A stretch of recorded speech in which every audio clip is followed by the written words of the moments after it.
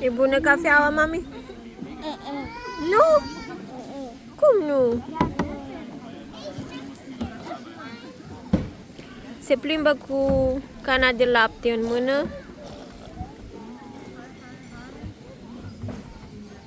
Evelina! Evelina!